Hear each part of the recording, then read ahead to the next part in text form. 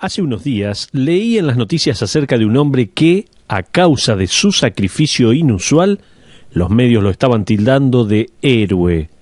La razón por la cual este hombre, llamado Bob Smith, recibió tanta cobertura mediática fue porque estuvo dispuesto a donar uno de sus riñones a un extraño.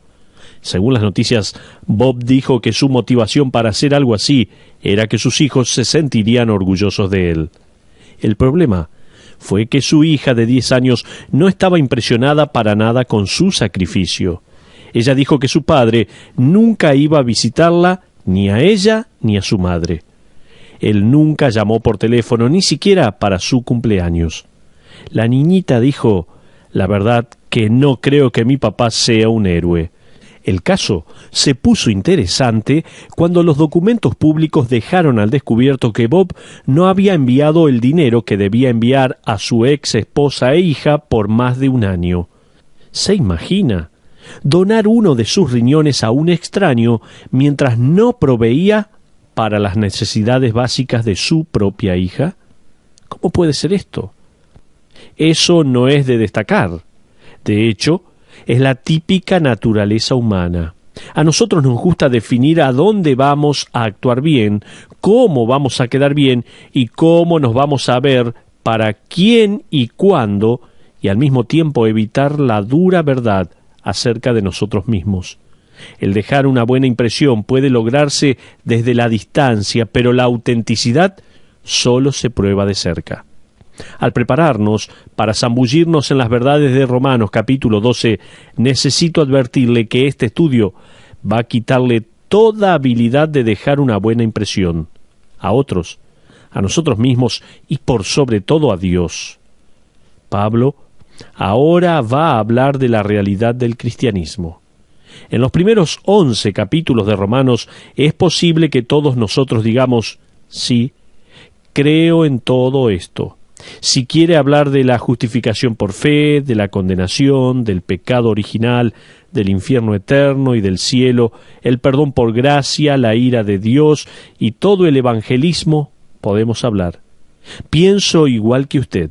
Estoy de acuerdo con todo. Sin embargo, Pablo ya no va a hablar de lo que creemos. Él ahora va a hablar de cómo nos comportamos.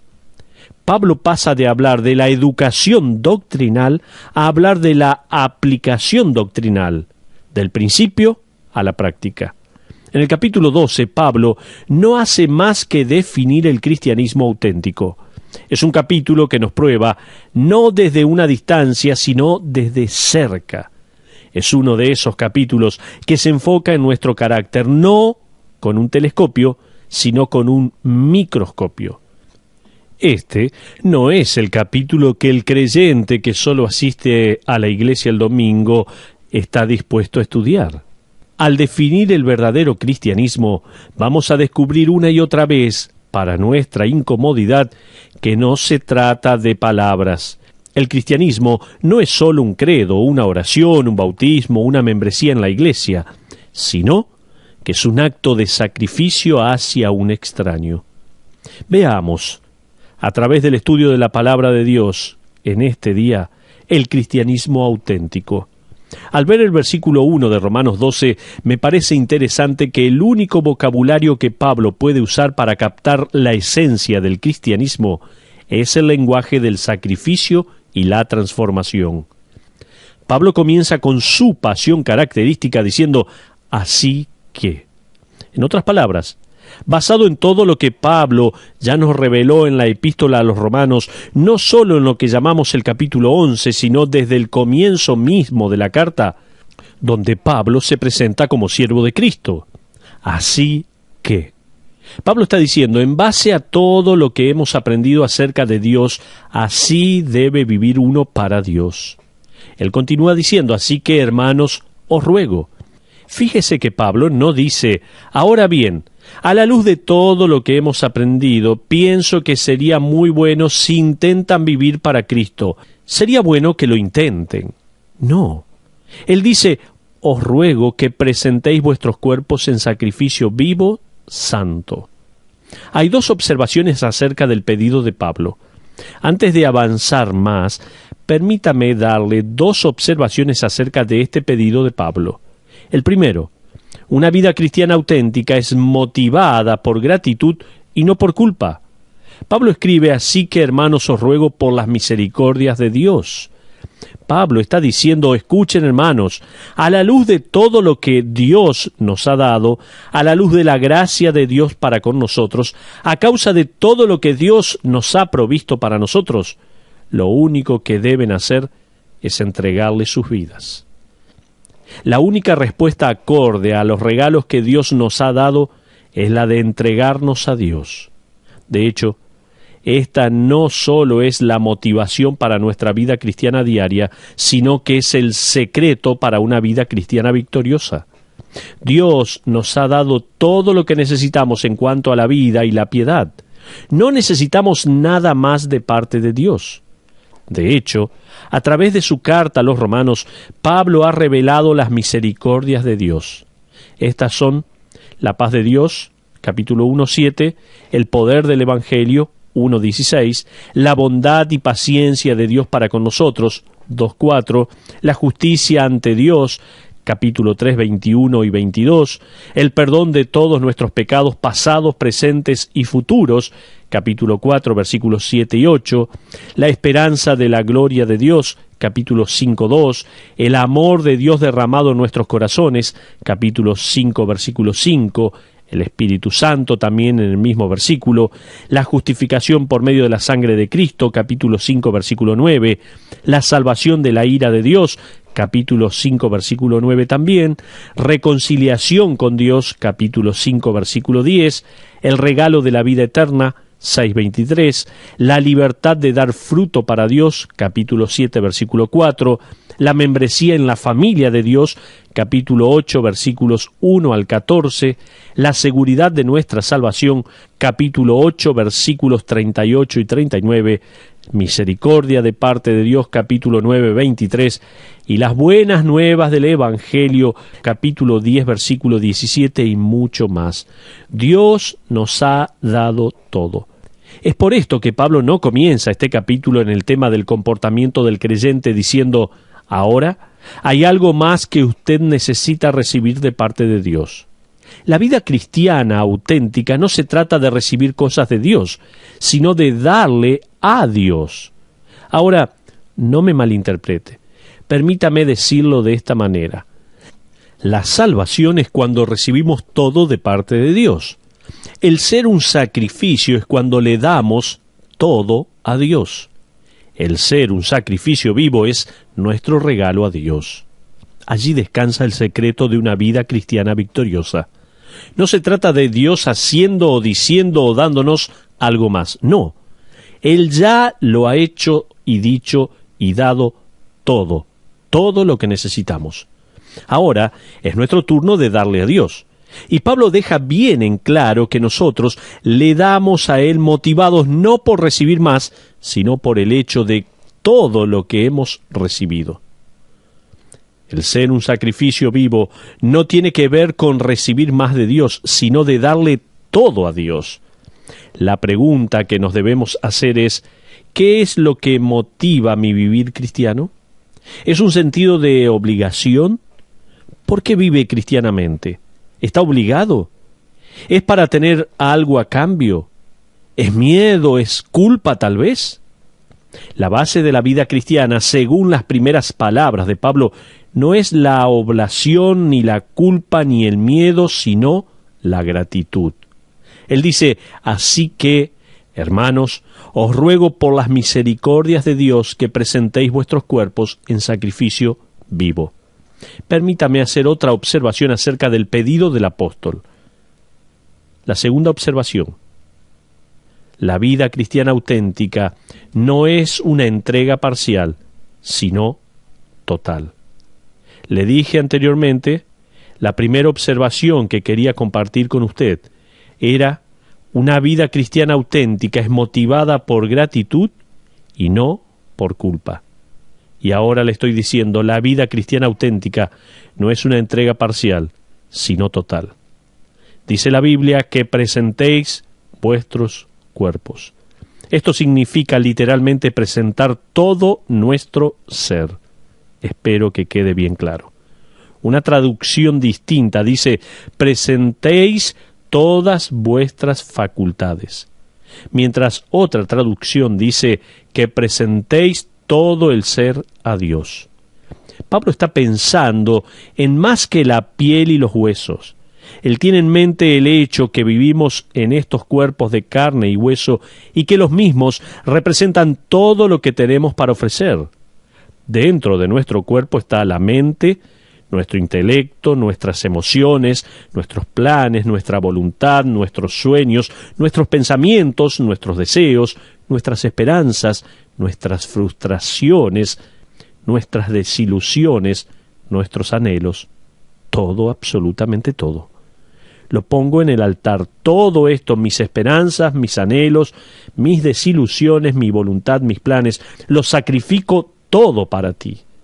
A propósito, este versículo dice de manera implícita que uno puede rehusarse. Usted se puede preguntar, ¿pero Dios puede mandarnos, nos puede forzar? Pero una y otra vez vemos que la conducta cristiana es nuestra responsabilidad ante Dios. En el Antiguo Testamento los creyentes escogían traer un sacrificio para el Señor. En el Nuevo Testamento el creyente escoge ser un sacrificio para Dios.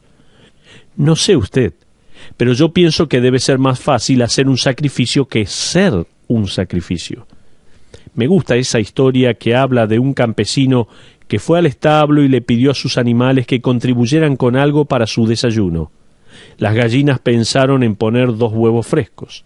La vaca pensó que sería maravilloso el poder proveer la leche. Luego miraron al chancho y le dijeron: ¿no vas a dar nada para nuestro querido dueño?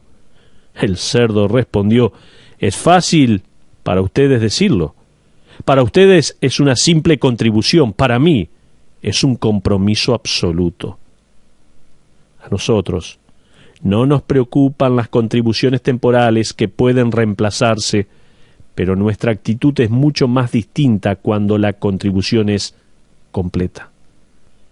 Cuando la contribución es presentar a Dios algo que Él pueda no devolvernos, ceder algo a Dios que Él nunca nos deje controlar, o tal vez ofrecer algo que tal vez nunca más reemplace. Ahí es muy diferente. Frances Havergal, que escribió lo que ella tituló el himno de consagración, llegó a un punto en su vida que tuvo que tomar una decisión. Ella había sido creyente por décadas, pero se dio cuenta que había cosas en su corazón y en su vida que no le quería dar a Dios. Ese mismo día ella escribió que se dio cuenta que debía sacrificar cada rincón de su vida a Dios. Ella escribió lo siguiente: me di cuenta que debía de haber una entrega total para que pueda existir la satisfacción. Déjeme mostrarle, a través de la palabra de Dios, 3 maneras en las que Pablo describe el sacrificio. Ahora, usted tiene que tener en cuenta que Pablo no está sugiriendo que le demos cualquier ofrenda a Dios. Él describe la ofrenda de 3 maneras. En primer lugar, es viva. Es lo que llamo la prioridad de la vida. Allí está el problema. Las ofrendas en los altares generalmente no respiraban. Es así como los judíos y gentiles de la época de Pablo comprendían el concepto de la ofrenda. Sin embargo, Pablo dice que Dios no quiere una ofrenda o sacrificio muerto, sino que quiere uno vivo. Dice la Biblia: así que, hermanos, os ruego por las misericordias de Dios que presentéis vuestros cuerpos en sacrificio vivo. Tal como dice Hendricks, el problema con estar vivo es que nos queremos bajar del altar constantemente. Un sacrificio vivo es una referencia a la naturaleza perpetua de nuestra ofrenda a Dios. Esta es la ofrenda de cada día a Dios, no solo la del día de reposo. Este tipo de ofrenda o sacrificio va más allá del domingo. Pero no solamente esta ofrenda es viva y me habla de la prioridad de la vida, sino que en segundo lugar es un sacrificio santo. se agrega aquí la descripción, dice que presentéis vuestros cuerpos en sacrificio vivo, santo. Al igual que los creyentes del Antiguo Testamento, que tenían que traer un sacrificio sin mancha para Dios, Pablo usa la analogía para decirle al creyente que debe vivir una vida pura, absolutamente pura. La palabra traducida santo es empleada en el Antiguo Testamento para describir al lugar santo y al lugar santísimo, tanto en el tabernáculo como en el templo. En el Nuevo Testamento leemos que ahora nosotros somos el lugar santísimo. Pablo escribió lo siguiente en 1 Corintios 3:16. ¿No sabéis que sois templo de Dios y que el Espíritu de Dios mora en vosotros? Pedro se refiere al creyente en 1 de Pedro capítulo 2 versículo 9 como sacerdocio santo. Romanos 6:13 dice, ni tampoco presentéis vuestros miembros al pecado como instrumentos de iniquidad, sino presentaos vosotros mismos a Dios como vivos de entre los muertos, y vuestros miembros a Dios como instrumentos de justicia. A propósito, la palabra griega para santo se emplea también para los creyentes. Los apóstoles se referían a los creyentes como santos. Esto no es algo que uno obtiene por medio de los votos de un concilio, es algo que usted ha sido declarado por la gracia de Dios, y no es algo que usted se transforma cuando muere. Santo es un término para referirse al creyente que está vivo. Entonces, Pablo escribió a los santos y fieles hermanos en Cristo que están en Colosas, Colosenses 1:2, a todos los santos en Cristo Jesús que están en Filipos, Filipenses 1:1. ¿Se da cuenta? También a la iglesia de Dios que está en Corinto, a los santificados en Cristo Jesús, llamados a ser santos, 1 Corintios 1:2 dice la Biblia.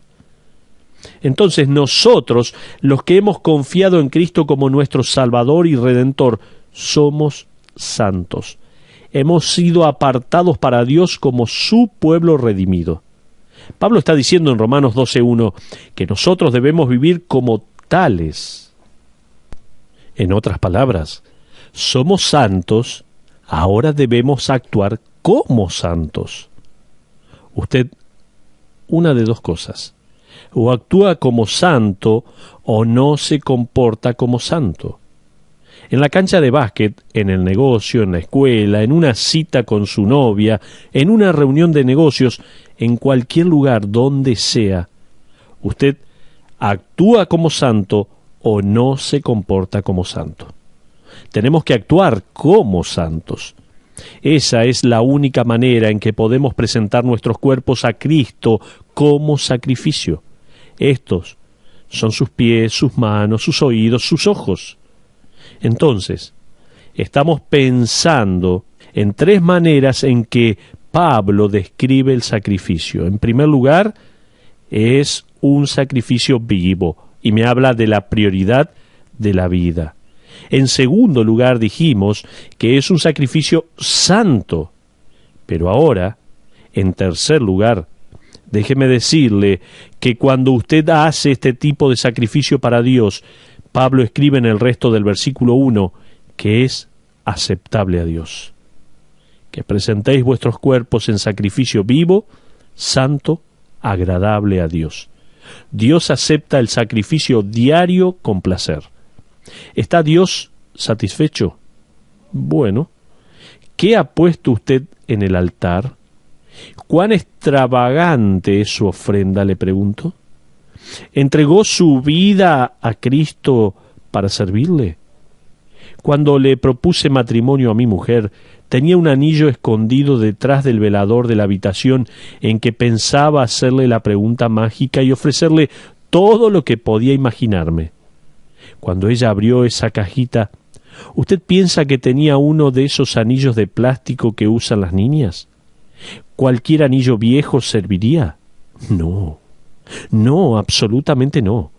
Necesité toda la ayuda posible, compré el anillo más extravagante que pude. En realidad, yo me estaba presentando a ella. Cuando ella aceptó mi propuesta, comenzamos con los preparativos para la boda. El día llegó y ella entró a la iglesia vestida con lo primero que encontró en el ropero esa mañana y que fuera blanco. Total, ¿cualquier vestido viejo serviría? No, no es así. Era un hermoso vestido que ella escogió para comunicar su corazón al presentarse a mí, y ese era el objetivo. Aquí la palabra de Dios dice: escuchen, hermanos, presenten este tipo de ofrenda y sacrificio al Señor, el sacrificio del vivir diario, el sacrificio de una vida santa. Dios va a estar satisfecho y ese es el objetivo principal. La pregunta que el sacrificio vivo formula no es ¿estoy satisfecho?, sino la pregunta es ¿está Dios satisfecho? Esa debe ser la pregunta constantemente que tenemos que hacernos en nuestra vida. Pero sigamos adelante con este estudio. Me fascina Romanos capítulo 12. Dos observaciones finales de Romanos capítulo 12, versículo 1, en su primera parte. Permítame, por favor, darle dos observaciones finales de la primera mitad de este gran versículo de Romanos 12:1. En primer lugar, Jesucristo está invitando al creyente a sacrificar todo sin negociar los términos de su entrega. ¿Escuchó? Jesucristo está invitando al creyente a sacrificar todo sin negociar los términos de su entrega. Eso es lo interesante acerca de los sacrificios. Automáticamente dejan de lado el derecho a negociar altares. Nosotros no determinamos a dónde están los altares, cuán bien están construidos o cuáles son las condiciones que los rodean, si son cómodos o no. El presentarse a sí mismo a Dios significa que su vida está fuera de su control. Una ofrenda extravagante viene sin cláusulas o letras chicas. Jacob era así. Él era un manipulador que seguía a Dios con todo tipo de condiciones. En Génesis capítulo 28, mientras huía de Esaú, su hermano gemelo, al cual había dejado sin primogenitura, haciendo trampa, Jacob oró a Dios y le dijo: Señor, si vas a estar conmigo en este viaje y me vas a cuidar y proveer alimentos, entonces serás mi Dios. Luego Jacob agregó: voy a poner esta piedra en el piso, erigir una columna y dedicarlo como casa de Dios. En otras palabras, esta columna de piedra, Señor, va a ser un monumento a tu fidelidad. Qué generoso de parte de Jacob, ¿no? Él dice: Señor, voy a dedicar esta roca y el terreno alrededor como tu templo. Este será tu lugar especial. Yo estoy seguro que Dios estaba pensando: qué bueno, voy a tener una roca, qué suerte tengo de tener a Jacob. La calidad de la ofrenda revela el valor que el que lo recibe tiene para con el dador. Déjeme ponerlo de esta manera. La calidad de su sacrificio vivo para Dios revela lo que usted piensa de Dios. ¿Un anillo viejo sirve? ¿Un vestido cualquiera sirve? ¿Qué clase de ofrenda estamos dando a Dios? Recuerde, Jesucristo está invitando al creyente a sacrificar todo sin negociar los términos de su entrega. Pero en segundo lugar, Jesucristo no está preguntándole al creyente ¿quién va a morir por mí?, sino que está preguntando ¿quién va a vivir por mí? Usted puede morir como un mártir en un acto heroico de fe. Muchos héroes de la fe han hecho eso. Dios posiblemente no lo llame a usted a una muerte así, pero sí nos está llamando a este tipo de vida. Francamente, hay muchos creyentes que están dispuestos a tener la corona de mártir, que están dispuestos a estar presos o morir por Cristo. Pero, ¿cuántos están dispuestos a vivir para Cristo? Vivir para Cristo puede ser rutinario. Hay un poema que me gusta mucho y dice lo siguiente: amaríamos vivir arriba con los santos. Eso sería la cúspide de la gracia y gloria. Pero el vivir en la tierra con los santos que conocemos, bueno, eso sí que es otra cosa. Amigos, Dios no está llamándole a que muera como un mártir y vaya al cielo. Él lo está llamando a vivir como un mártir aquí en la tierra. Pero ahora, déjeme llegar a una conclusión. Dios no lo está invitando a una vida de liberación, sino a una vida de dedicación, sabiendo que la liberación llegará un día, seguramente. Hasta ese día le decimos, a causa de tu misericordia para conmigo, ¿puedo hacer otra cosa que no sea entregarme por completo a ti? Que pueda vivir diariamente para ti en santidad, apartado para ti, no para mi propia gloria y no para placer mío, sino solo para ti. Hubieron sacrificios vivos orando de esta manera por generaciones. ¿Orará usted también así en esta generación? Ore como lo hizo John Wesley, uno de los pioneros y líderes del gran avivamiento que en varias ocasiones puso su vida en riesgo por la causa de Cristo. Él escribió la siguiente oración hace unos 200 años. Tal vez puede ser su oración ahora. Escuche lo que él dijo. Ya no me pertenezco si no te pertenezco a ti, oh Dios. Ponme a hacer lo que tú quieras, ponme con quien tú quieras. Ponme a hacer cosas, ponme en sufrimiento. Permíteme ser utilizado por ti. Exaltado para ti o humillado por ti. Permíteme que esté lleno, permíteme que esté vacío. Que tenga todas las cosas, que no tenga nada. Yo cedo libremente todo para tu disposición y placer. Y ahora, Dios glorioso y bendito, Padre, Hijo y Espíritu Santo, tú me perteneces y yo te pertenezco. Amén.